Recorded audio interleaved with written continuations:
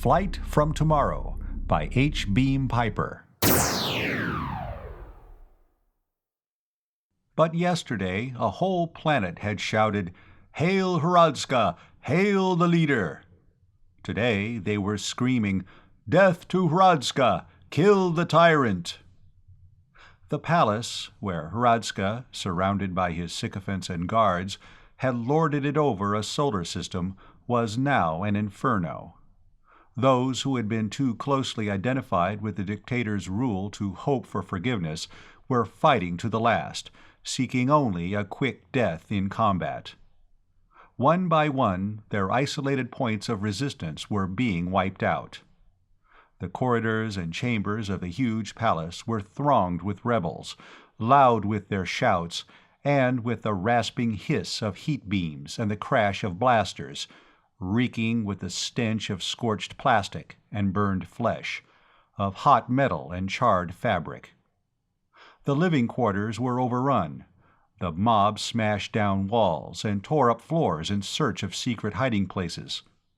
They found strange things: the spaceship that had been built under one of the domes, in readiness for flight to the still loyal colonies on Mars or the asteroid belt, for instance. But Hradska himself they could not find. At last the search reached the new tower, which reared its head 5,000 feet above the palace, the highest thing in the city. They blasted down the huge steel doors, cut power from the energy screens. They landed from anti-grav cars on the upper levels. But except for barriers of metal and concrete and energy, they met with no opposition. Finally, they came to the spiral stairway which led up to the great metal sphere which capped the whole structure. General Zarvas, the army commander who had placed himself at the head of the revolt, stood with his foot on the lowest step, his followers behind him. There was Prince Burvani, the leader of the old nobility, and Gorzesko Orm, the merchant, and between them stood Tob, the chieftain of the mutinous slaves. There were clerks, laborers, poor but haughty nobles, and wealthy merchants who had long been forced to hide their riches from the dictator's tax-gatherers, and soldiers and spacemen. "You'd better let some of us go first, sir." A blood-stained bandage about his head, his uniform in rags, suggested. "You don't know what might be up there." The general shook his head. "I'll go first." Zarvas Paul was not the man to send subordinates into danger ahead of himself. "To tell the truth, I'm afraid we won't find anything at all up there." "You mean—" Gorzesko Orm began. "The time machine," Zarvas Paul replied. "If he's managed to get it finished, the great mind only knows where he may be now, or when." He loosened the blaster in his holster and started up the long spiral. His followers spread out below. Sharpshooters took position to cover his ascent. Prince Burvani and Tob the slave started to follow him. They hesitated as each motioned to the other to precede him. Then the nobleman followed the general, his blaster drawn, and the brawny slave behind him. The door at the top was open, and Zarvas Paul stepped through, but there was nothing in the great spherical room except a raised dais some 50 feet in diameter, its polished metal top strangely clean and empty. And a crumpled heap of burned cloth and charred flesh that had, not long ago, been a man. An old man with a white beard and the 7-pointed star of the Learned Brothers on his breast advanced to meet the armed intruders. "So, he is gone, Kradzizago," Zarvas Paul said, holstering his weapon. "Gone in the time machine, to hide in yesterday or tomorrow. And you let him go?" The old one nodded. "He had a blaster, and I had none." He indicated the body on the floor. "Zoldyjarv had no blaster either, but he tried to stop Hradska. See, he squandered his life as a fool squanders his money, getting nothing for it. And a man's life is not money, Zarvas Paul." "I do not blame you, Kradzi-Zago," General Zarvas said. "But now you must get to work and build us another time machine so that we can hunt him down." "Does revenge mean so much to you, then?" The soldier made an impatient gesture. "Revenge is for fools, like that pack of screaming beasts below. I do not kill for revenge. I kill because dead men do no harm." "Hradska will do us no more harm," the old scientist replied. "He is a thing of yesterday, of a time long past and half lost in the mists of legend." "No matter. As long as he exists at any point in space-time, Hradska is still a threat. Revenge means much to Hradska. He will return for it, when we least expect him." The old man shook his head. "No, Zarvas Pol, Hradska will not return." Hradska holstered his blaster, threw the switch that sealed the time machine, put on the anti-grav unit, and started the time-shift unit. He reached out and set the destination dial for the mid-52nd century of the atomic era. That would land him in the 9th Age of Chaos, following the Two-Century War and the collapse of the world theocracy. A good time for his purpose. The world would be slipping back into barbarism, and yet possess the technologies of former civilizations. 100 little nation-states would be trying to regain social stability, competing and warring with one another. Hradska glanced back over his shoulder at the cases of books, record spools, tri-dimensional pictures, and scale models. These people of the past would welcome him and his science of the future, would make him their leader. He would start in a small way, by taking over the local feudal or tribal government, would arm his followers with weapons of the future. Then he would impose his rule upon neighboring tribes, or princedoms, or communes, or whatever, and build a strong sovereignty. From that he envisioned a world empire, a solar system empire. Then he would build time machines, many time machines. He would recruit an army such as the universe had never seen, a swarm of men from every age in the past. At that point, he would return to the 100th century of the atomic era to wreak vengeance upon those who had risen against him. A slow smile grew on Hradska's thin lips as he thought of the tortures with which he would put Zarvas Pol to death. He glanced up at the great disk of the indicator and frowned. Already he was back to the year 7500 AE, and the temporal displacement had not begun to slow. The disk was turning even more rapidly. 7,000, 6,000, 5,500. He gasped slightly. Then he had passed his destination. He was now in the 40th century, but the indicator was slowing. The hairline crossed the 30th century, the 20th, the 15th, the 10th. He wondered what had gone wrong, but he had recovered from his fright by this time. When this insane machine stopped, as it must around the 1st century of the atomic era, he would investigate, make repairs, then shift forward to his target point. Hradska was determined upon the 52nd century. He had made a special study of the history of that period, had learned the language spoken then, and he understood the methods necessary to gain power over the natives of that time. The indicator disk came to a stop in the 1st century. He switched on the magnifier and leaned forward to look. He had emerged into normal time in the year 10 of the atomic era, a decade after the first uranium pile had gone into operation, and 7 years after the first atomic bombs had been exploded in warfare. The altimeter showed that he was hovering at 8,000 feet above ground level. Slowly he cut out the anti-grav, letting the time machine down easily. He knew that there had been no danger of materializing inside anything. The new tower had been built to put it above anything that had occupied that spacepoint at any moment within history, or legend, or even the geological knowledge of man. What lay below, however, was uncertain. It was night. The visiscreen showed only a star-dusted, moonless sky, and dark shadows below. He snapped another switch. For a few microseconds, a beam of intense light was turned on, automatically photographing the landscape under him.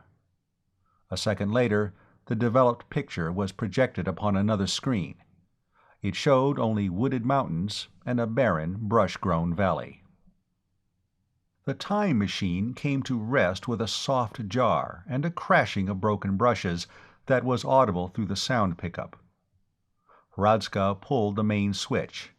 There was a click as the shielding went out and the door opened. A breath of cool night air drew into the hollow sphere. Then there was a loud bang inside the mechanism, and a flash of blue-white light, which turned to pinkish flame with a nasty crackling. Curls of smoke began to rise from the square black box that housed the time-shift mechanism, and from behind the instrument board. In a moment, everything was glowing hot. Driblets of aluminum and silver were running down from the instruments. Then the whole interior of the time machine was afire. There was barely time for Hradzka to leap through the open door. The brush outside impeded him, and he used his blaster to clear a path for himself away from the big sphere, which was now glowing faintly on the outside. The heat grew in intensity, and the brush outside was taking fire. It was not until he had gotten 200 yards from the machine that he stopped, realizing what had happened. The machine, of course, had been sabotaged. That would have been young Zoldy, whom he had killed, or that old billy-goat, Kradsky Zago, the latter most likely. He cursed both of them for having marooned him in this savage age, at the very beginning of atomic civilization, with all his printed and recorded knowledge destroyed.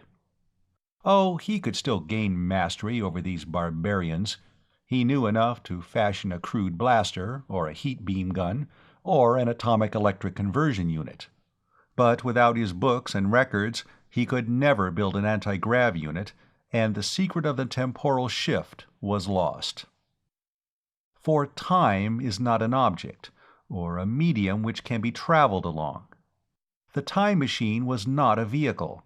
It was a mechanical process of displacement within the space-time continuum, and those who constructed it knew that it could not be used with the sort of accuracy that the dials indicated. Hradzka had ordered his scientists to produce a time machine, and they had combined the possible, displacement within the space-time continuum, with the sort of fiction the dictator demanded, for their own well-being. Even had there been no sabotage, his return to his own time was nearly of zero probability. The fire, spreading from the time machine, was blowing toward him. He observed the wind direction and hurried around out of the path of the flames. The light enabled him to pick his way through the brush, and after crossing a small stream, he found a rutted road and followed it up the mountainside until he came to a place where he could rest concealed until morning. It was broad daylight when he woke, and there was a strange throbbing sound. Hradzka lay motionless under the brush where he had slept, his blaster ready. In a few minutes, a vehicle came into sight, following the road down the mountainside. It was a large thing, four-wheeled, with a projection in front which probably housed the engine and a cab for the operator. The body of the vehicle was simply an open rectangular box. There were 2 men in the cab, and about 20 or 30 more crowded into the box body. These were dressed in faded and nondescript garments of blue and gray and brown. All were armed with crude weapons, axes, billhooks, long-handled instruments with serrated edges, and what looked like broad-bladed spears.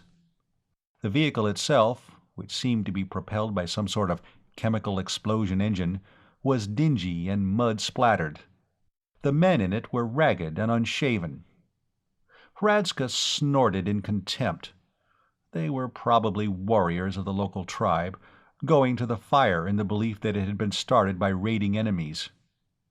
When they found the wreckage of the time machine, they would no doubt believe that it was the chariot of some god and drag it home to be venerated.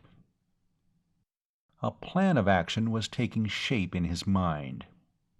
First, he must get clothing of the sort worn by these people, and find a safe hiding place for his own things. Then, pretending to be deaf-mute, he would go among them to learn something of their customs and pick up the language. When he had done that, he would move on to another tribe or village, able to tell a credible story for himself. For a while, it would be necessary for him to do menial work, but in the end, he would establish himself among these people. Then he would gather around him a faction of those who were dissatisfied with whatever conditions existed, organize a conspiracy, make arms for his followers, and start his program of power seizure. The matter of clothing was attended to shortly after he had crossed the mountain and descended into the valley on the other side.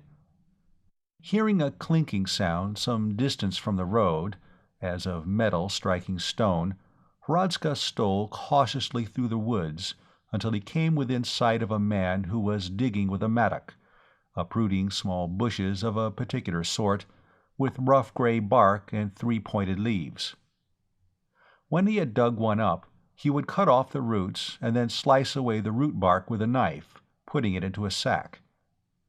Hradska's lip curled contemptuously. The fellow was gathering the stuff for medicinal use.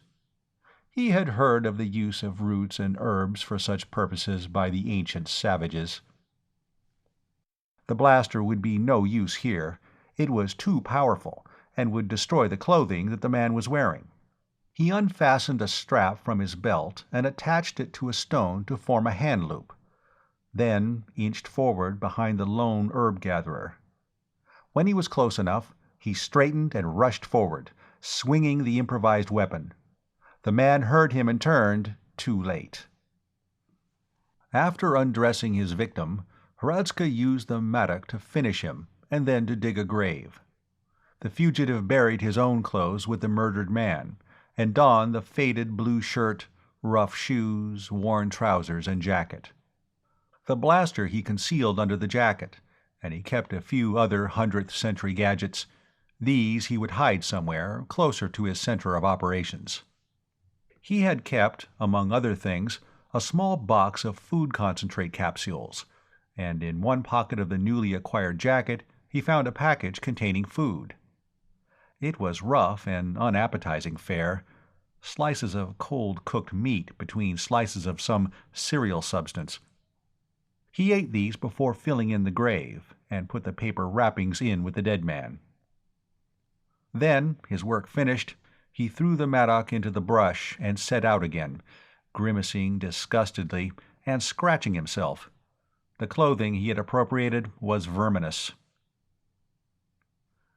Crossing another mountain, he descended into a second valley, and for a time lost his way among a tangle of narrow ravines. It was dark by the time he mounted a hill and found himself looking down another valley, in which a few scattered lights gave evidence of human habitations. Not wishing to arouse suspicion by approaching these in the night-time, he found a place among some young evergreens where he could sleep.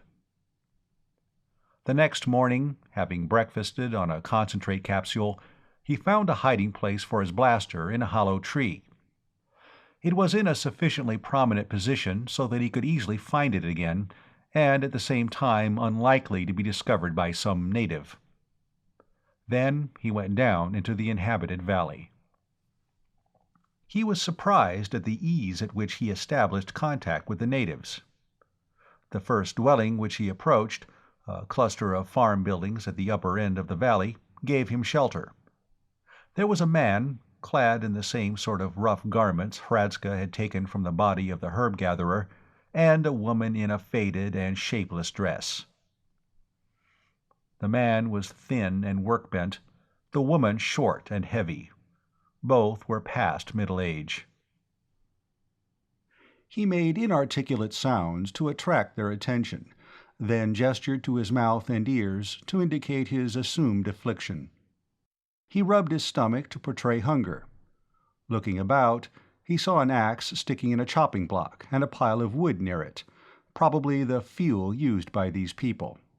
He took up the axe, split up some of the wood, then repeated the hunger signs. The man and the woman both nodded, laughing. He was shown a pile of tree limbs, and the man picked up a short billet of wood and used it like a measuring rule to indicate that all the wood was to be cut to that length. Hradzka fell to work, and by mid-morning he had all the wood cut. He had seen a circular stone, mounted on a trestle with a metal axle through it, and judged it to be some sort of a grinding wheel, since it was fitted with a foot pedal and a rusty metal can was set above it to spill water onto the grinding edge.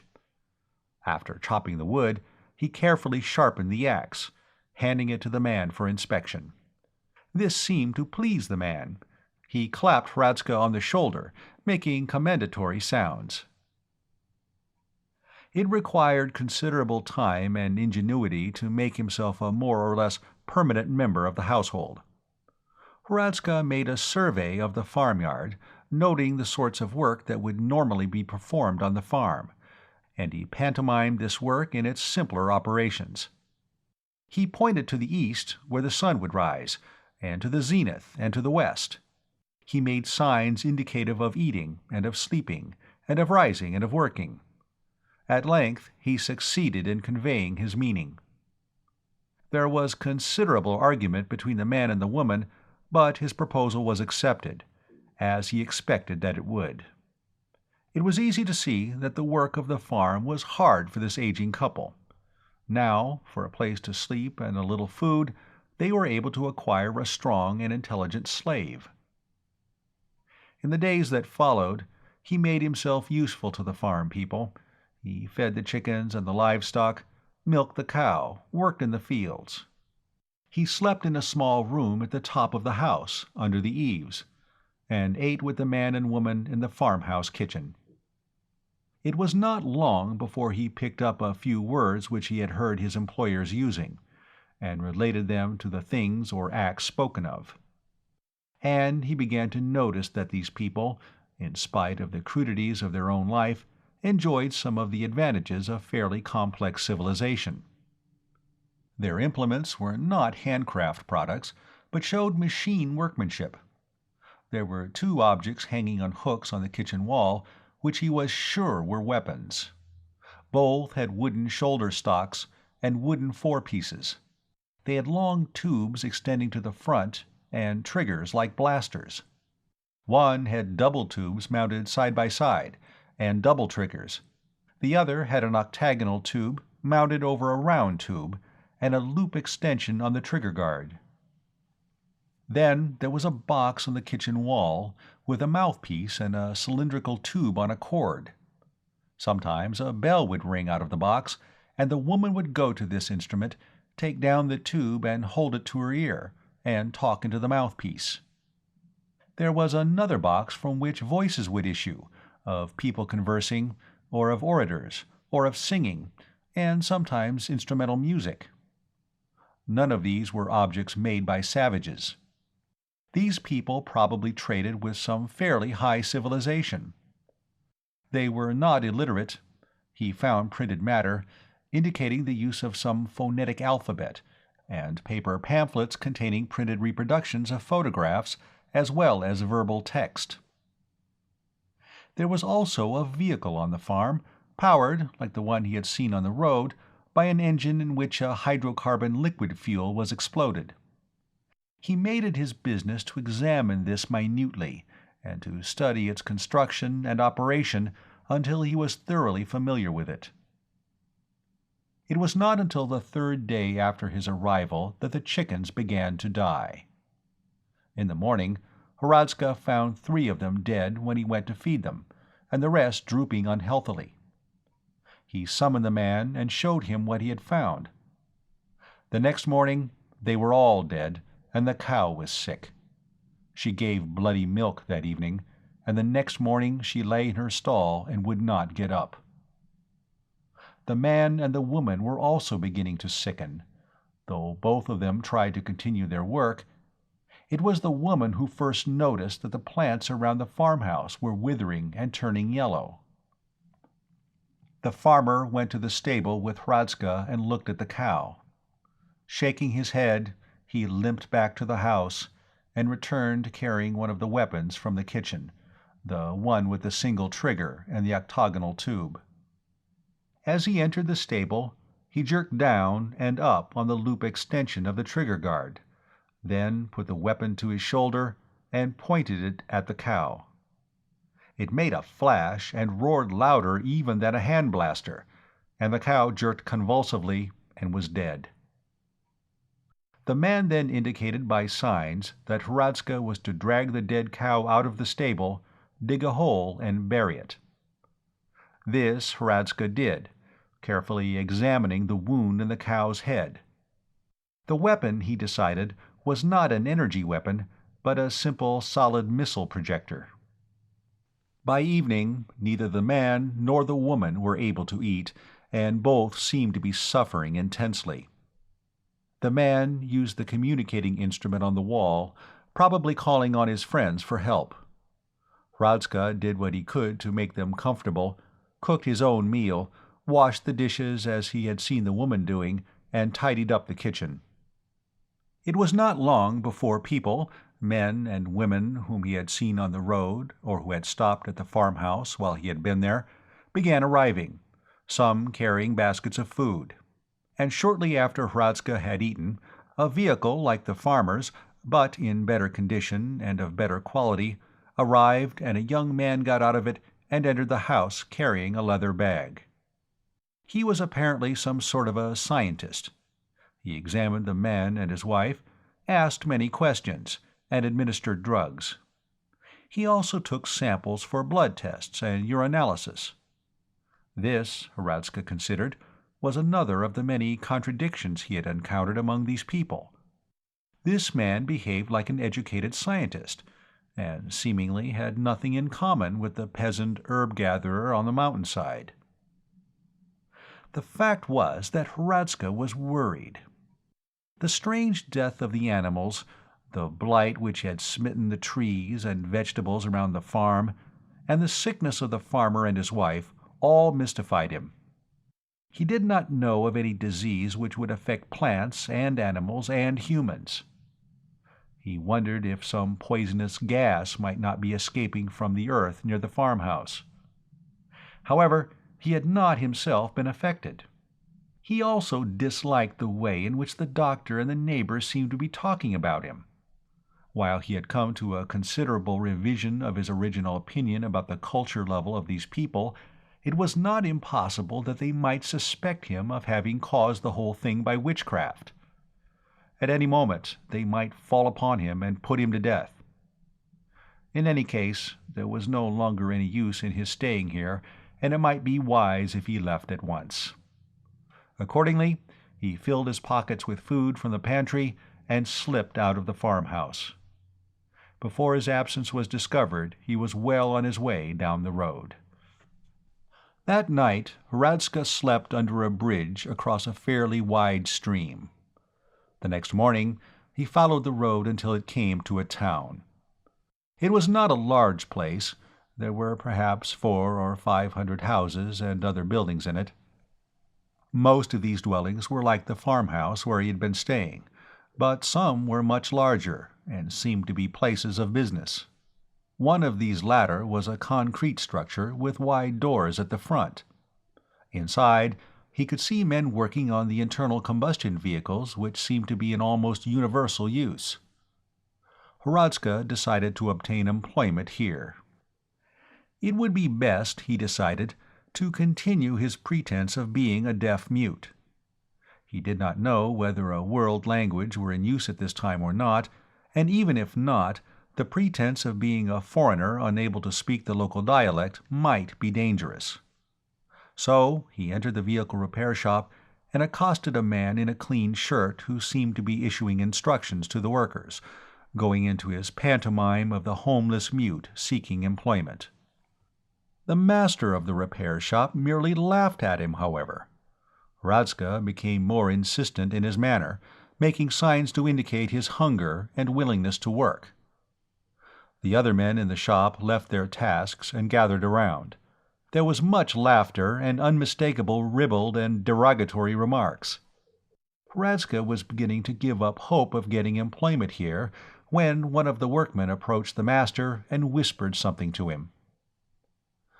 The two of them walked away, conversing in low voices. Hradzka thought he understood the situation. No doubt the workman, thinking to lighten his own labor, was urging that the vagrant be employed, for no other pay than food and lodging. At length the master assented to his employee's urgings. He returned, showing Hradzka a hose and a bucket and sponges and cloths, and set him to work cleaning the mud from one of the vehicles. Then, after seeing that the work was being done properly, he went away, entering a room at one side of the shop. About 20 minutes later, another man entered the shop. He was not dressed like any of the other people whom Hradzka had seen. He wore a gray tunic and breeches, polished black boots, and a cap with a visor and a metal insignia on it. On a belt, he carried a holstered weapon, like a blaster. After speaking to one of the workers, who pointed Hradzka out to him, he approached the fugitive and said something. Hradzka made gestures at his mouth and ears and made gargling sounds. The newcomer shrugged and motioned him to come with him, at the same time producing a pair of handcuffs from his belt and jingling them suggestively. In a few seconds, Hradzka tried to analyze the situation and estimate its possibilities. The newcomer was a soldier, or, more likely, a policeman, since monocles were part of his equipment. Evidently, since the evening before, a warning had been made public by means of communicating devices such as he had seen at the farm, advising people that a man of his description, pretending to be a deaf-mute, should be detained and the police notified. It had been for that reason that the workman had persuaded his master to employ Hradzka. No doubt he would be accused of causing the conditions at the farm by sorcery. Hradzka shrugged and nodded, then went to the water tap to turn off the hose he had been using. He disconnected it, coiled it, and hung it up, and then picked up the water bucket. Then, without warning, he hurled the water into the policeman's face, sprang forward, swinging the bucket by the bail, and hit the man on the head. Releasing his grip on the bucket, he tore the blaster, or whatever it was, from the holster. One of the workers swung a hammer, as though to throw it. Hradzka aimed the weapon at him and pulled the trigger. The thing belched fire and kicked back painfully in his hand, and the man fell. He used it again to drop the policeman, then thrust it into the waistband of his trousers and ran outside. The thing was not a blaster at all, he realized, only a missile projector like the big weapons at the farm, utilizing the force of some chemical explosion. The policeman's vehicle was standing outside. It was a small, single-seat, two-wheeled affair. Having become familiar with the principles of these hydrocarbon engines from examination of the vehicle on the farm, and accustomed as he was to far more complex mechanisms than this crude affair, Hradzka could see at a glance how to operate it. Springing onto the saddle, he kicked away the folding support and started the engine. Just as he did, the master of the repair shop ran outside, one of the small hand weapons in his hand, and fired several shots. They all missed, but Hradzka heard the whining sound of the missiles passing uncomfortably close to him. It was imperative that he recover the blaster he had hidden in the hollow tree at the head of the valley. By this time, there would be a concerted search under way for him, and he needed a better weapon than the solid missile projector he had taken from the policeman. He did not know how many shots the thing contained, but if it propelled solid missiles by chemical explosion, there could not have been more than 5 or 6 such charges in the cylindrical part of the weapon which he had assumed to be the charge holder. On the other hand, his blaster, a weapon of much greater power, contained enough energy for 500 blasts, and with it were 8 extra energy capsules, giving him a total of 4,500 blasts. Handling the two-wheeled vehicle was no particular problem. Although he had never ridden on anything of the sort before, it was child's play compared to controlling a 100th-century strato-rocket, and Hradzka was a skilled rocket pilot. Several times he passed vehicles on the road, the passenger vehicles with enclosed cabins, and cargo vehicles piled high with farm produce. Once he encountered a large number of children, gathered in front of a big red building with a flagstaff in front, from which a queer flag, with horizontal red and white stripes and a white-spotted blue device in the corner, flew. They scattered off the road in terror at his approach. Fortunately, he hit none of them, for at the speed at which he was traveling, such a collision would have wrecked his light vehicle. As he approached the farm where he had spent the past few days, he saw 2 passenger vehicles standing by the road. One was a black one, similar to the one in which the physician had come to the farm, and the other was white with black trimmings, and bore the same device he had seen on the cap of the policeman. A policeman was sitting in the driver's seat of this vehicle, and another policeman was standing beside it, breathing smoke with one of the white paper cylinders these people used. In the farmyard, 2 men were going about with a square black box. To this box, a tube was connected by a wire, and they were passing the tube about over the ground. The policeman who was standing beside the vehicle saw him approach and blew his whistle, then drew the weapon from his belt. Hradzka, who had been expecting some attempt to halt him, had let go the right-hand steering handle and drawn his own weapon. As the policeman drew, he fired at him. Without observing the effect of the shot, he sped on. Before he had rounded the bend above the farm, several shots were fired after him. A mile beyond, he came to the place where he had hidden the blaster. He stopped the vehicle and jumped off, plunging into the brush and racing toward the hollow tree. Just as he reached it, he heard a vehicle approach and stop, and the door of the police vehicle slam. Hradzka's fingers found the belt of his blaster. He dragged it out and buckled it on, tossing away the missile weapon he had been carrying. Then, crouching behind the tree, he waited. A few moments later, he caught a movement in the brush toward the road. He brought up the blaster, aimed, and squeezed the trigger. There was a faint bluish glow at the muzzle, and a blast of energy tore through the brush, smashing the molecular structure of everything that stood in the way. There was an involuntary shout of alarm from the direction of the road. At least one of the policemen had escaped the blast. Hradzka holstered his weapon and crept away for some distance, keeping under cover, then turned and waited for some sign of the presence of his enemies. For some time nothing happened. He decided to turn hunter against the men who were hunting him. He started back in the direction of the road, making a wide circle, flitting silently from rock to bush and from bush to tree, stopping often to look and listen. This finally brought him upon one of the policemen, and almost terminated his flight at the same time. He must have grown overconfident and careless. Suddenly a weapon roared, and a missile smashed through the brush inches from his face. The shot had come from his left, and a little to the rear. Whirling, he blasted 4 times in rapid succession, then turned and fled for a few yards, dropped and crawling behind a rock.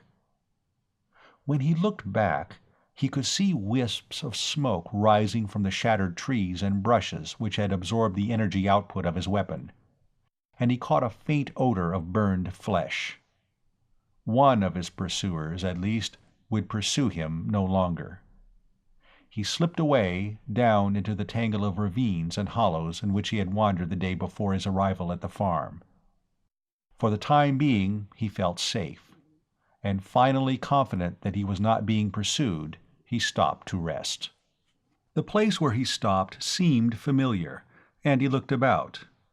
In a moment he recognized the little stream, the pool where he had bathed his feet, the clump of seedling pines under which he had slept. He even found the silver foil wrapping from the food concentrate capsule. But there had been a change since the night when he had slept here. Then the young pines had been green and alive. Now they were blighted, and their needles had turned brown. Hradzka stood for a long time looking at them. It was the same blight that had touched the plants around the farmhouse. And here, among the pine needles on the ground, lay a dead bird. It took some time for him to admit to himself the implications of vegetation. The chickens, the cow, the farmer and his wife had all sickened and died. He had been in this place, and now, when he had returned, he found that death had followed him here, too. During the early centuries of the atomic era, he knew, there had been great wars, the stories of which had survived even to the 100th century. Among the weapons that had been used, there had been artificial plagues and epidemics, caused by new types of bacteria developed in laboratories, against which the victims had possessed no protection. Those germs and viruses had persisted for centuries, and gradually had lost their power to harm mankind. Suppose now that he had brought some of them back with him, to a century before they had been developed. Suppose, that was, that he were a human plague carrier. He thought of the vermin that had infested the clothing he had taken from the man he had killed on the other side of the mountain. They had not troubled him after the first day. There was a throbbing mechanical sound somewhere in the air. He looked about, and finally identified its source. A small aircraft had come over the valley from the other side of the mountain and was circling lazily overhead. He froze, shrinking back under a pine tree. As long as he remained motionless, he would not be seen, and soon the thing would go away. He was beginning to understand why the search for him was being pressed so relentlessly. As long as he remained alive, he was a menace to everybody in the first-century world. He got out his supply of food concentrates, saw that he had only 3 capsules left, and put them away again. For a long time he sat under the dying tree, chewing on a twig and thinking. There must be some way in which he could overcome, or even utilize, his inherent deadliness to these people. He might find some isolated community, conceal himself near it, invade it at night, and infect it. And then, when everybody was dead, move in and take it for himself. But was there any such isolated community? The farmhouse where he had worked had been fairly remote, yet its inhabitants had been in communication with the outside world, and the physician had come immediately in response to their call for help. The little aircraft had been circling overhead, directly above the place where he lay hidden. For a while, Hradzka was afraid it had spotted him, and was debating the advisability of using his blaster on it. Then it banked, turned, and went away. He watched it circle over the valley on the other side of the mountain, and got to his feet. Almost at once there was a new sound, a multiple throbbing, at a quick, snarling tempo that hinted at enormous power, growing louder each second. Hradzka stiffened and drew his blaster. As he did, 5 more aircraft swooped over the crest of the mountain and came rushing down toward him. Not aimlessly, but as though they knew exactly where he was. As they approached, the leading edges of their wings sparkled with light. Branches began flying from the trees about him, and there was a loud hammering noise. He aimed a little in front of them and began blasting. A wing flew from one of the aircraft, and it plunged downward. Another came apart in the air. A third burst into flames. The other 2 zoomed upward quickly. Hradzka swung his blaster after them, blasting again and again. He hit a fourth with a blast of energy, knocking it to pieces, and then the fifth was out of range. He blasted at it twice, but without effect. A hand blaster was only good for 1,000 yards at the most. Holstering his weapon, he hurried away, following the stream and keeping under the cover of trees. The last of the attacking aircraft had gone away, but the little scout plane was still circling about, well out of blaster range. Once or twice, Hradska was compelled to stay hidden for some time, not knowing the nature of the pilot's ability to detect him. It was during one of these waits that the next phase of attack developed. It began, like the last one, with a distant roar that swelled in volume until it seemed to fill the whole world. Then, 15 or 20,000 feet out of blaster range, the new attackers swept into sight. There must have been 50 of them, huge tapered things with widespread wings, flying in close formation, wave after V-shaped wave. He stood and stared at them, amazed. He had never imagined that such aircraft existed in the 1st century. Then a high-pitched screaming sound cut through the roar of the propellers, and for an instant he saw countless small specks in the sky falling downward. The first bomb salvo landed in the young pines, where he had fought against the first air attack. Great gouts of flame shot upward, and smoke and flying earth and debris. Hradska turned and started to run. Another salvo fell in front of him. He veered to the left and plunged on through the undergrowth. Now the bombs were falling all about him, deafening him with their thunder, shaking him with concussion. He dodged, frightened, as the trunk of a tree came crashing down beside him. Then something hit him across the back, knocking him flat. For a moment he lay stunned, then tried to rise. As he did, a searing light filled his eyes and a wave of intolerable heat swept over him. Then darkness. "No, Zarvas Paul," Kradzi-Zago repeated. "Hradska will not return. The time machine was sabotaged." "So? By you?" the soldier asked. The scientist nodded. "I knew the purpose for which he intended it. Hradska was not content with having enslaved a whole solar system. He hungered to bring tyranny and serfdom to all the past and all the future as well. He wanted to be master not only of the present, but of the centuries that were and were to be as well.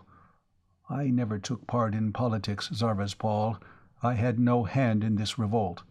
But I could not be party to such a crime as Hradska contemplated when it lay within my power to prevent it."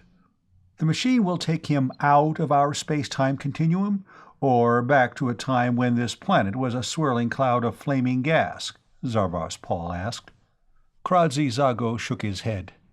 "No, the unit is not powerful enough for that. It would only take him about 10,000 years into the past. But then, when it stops, the machine will destroy itself. It may destroy Hradska with it, or he may escape. But if he does, he will be left stranded 10,000 years ago, when he can do us no harm. Actually, it did not operate as he imagined, and there is an infinitely small chance that he could have returned to our time in any event. But I want to insure against even so small a chance." "We can't be sure of that," Zarvas Paul objected. "He may know more about the machine than you think, enough more to build another like it. So you must build me a machine, and I'll take back a party of volunteers and hunt him down." "That would not be necessary, and you would only share his fate." Then, apparently changing the subject, Kradzi-Zago asked, "Tell me, Zarvas Paul, have you never heard the legends of the deadly radiations?" General Zarvas smiled. "Who has not? Every cadet at the officers' college dreams of rediscovering them, to use as a weapon, but nobody ever has. We hear these tales of how, in the early days, atomic engines and piles and fission bombs emitted particles which were utterly deadly, which would make anything with which they came in contact deadly, which would bring a horrible death to any human being. But these are only myths. All the ancient experiments have been duplicated time and again, and the deadly radiation effect has never been observed. Some say that it is a mere old wives' terror tale. Some say that the deaths were caused by fear of atomic energy, when it was still unfamiliar. Others contend that the fundamental nature of atomic energy has altered by the degeneration of fissionable matter. For my own part, I'm not enough of a scientist to have an opinion." The old one smiled wanly. "None of these theories are correct. In the beginning of the atomic era, the deadly radiations existed. They still exist, but they are no longer deadly, because all life on this planet has adapted itself to such radiations, and all living things are now immune to them." "And Hradska has returned to a time when such immunity did not exist? But would that not be to his advantage?" "Remember, General, that man has been using atomic energy for 10,000 years. Our whole world has become drenched with radioactivity. The planet, the seas, the atmosphere, and every living thing are all radioactive now. Radioactivity is as natural to us as the air we breathe. Now, you remember hearing of the great wars of the first centuries of the atomic era, in which whole nations were wiped out, leaving only hundreds of survivors out of millions. You no doubt think that such tales are products of ignorant and barbaric imagination, but I assure you they are literally true. It was not the blast effect of a few bombs that created such holocausts, but the radiations released by the bombs. And those who survived to carry on the race were men and women whose systems resisted the radiations, and they transmitted to their progeny that power of resistance. In many cases, their children were mutants. Not monsters, although there were many of them too, which did not survive, but humans who were immune to radioactivity." "An interesting theory, Kradzy-Zago," the soldier commented, "and one which conforms both to what we know of atomic energy and to the ancient legends. Then would you say that those radiations are still deadly, to the non-immune?" "Exactly. And Hradska, his body emitting those radiations, has returned to the first century of the atomic era, to a world without immunity." General Zarvas' smile vanished. "Man," he cried in horror, "you have loosed a carrier of death among those innocent people of the past."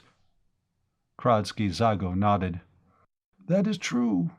I estimate that Hradska will probably cause the death of 100 or so people before he is dealt with. But dealt with he will be. Tell me, General, if a man should appear now, out of nowhere, spreading a strange and horrible plague wherever he went, what would you do?" "Why, I'd hunt him down and kill him," General Zarvas replied. "Not for anything he did, but for the menace he was. And then I'd cover his body with a mass of concrete bigger than this palace." "Precisely." Kradzy-Zago smiled. "And the military commanders and the political leaders of the first century were no less ruthless or efficient than you. You know how atomic energy was first used? There was an ancient nation, upon the ruins of whose cities we have built our own, which was famed for its idealistic humanitarianism. Yet that nation, treacherously attacked, created the first atomic bombs in self-defense and used them. It is among the people of that nation that Hradska has emerged." "But would they recognize him as the cause of the calamity he brings among them?" "Of course. He will emerge at the time when atomic energy is first being used. They will have detectors for the deadly radiations, detectors we know nothing of today, for a detection instrument must be free from the thing it is intended to detect, and today everything is radioactive. It will be a day or so before they discover what is happening to them, and not a few will die in that time, I fear. But once they have found out what is killing their people, Hradska's days, no, his hours, will be numbered." "A mass of concrete bigger than this palace," Tob the slave repeated General Zarvas' words. "The ancient spaceport." Prince Burvani clapped him on the shoulder. "Tob, man, you've hit it." "You mean—" Kradzy-Zago began. "Yes, you all know of it. It stood for nobody knows how many millennia, and nobody's ever decided what it was to begin with, except that somebody once filled a valley with concrete, level from mountaintop to mountaintop. The accepted theory is that it was done for a firing stand for the first moon rocket. But gentlemen, our friend Tobbs explained it. It's the tomb of Hradska, and it's been the tomb of Hradska for 10,000 years before Hradska was born. End of Flight from Tomorrow by H. Beam Piper, read by Mark Nelson.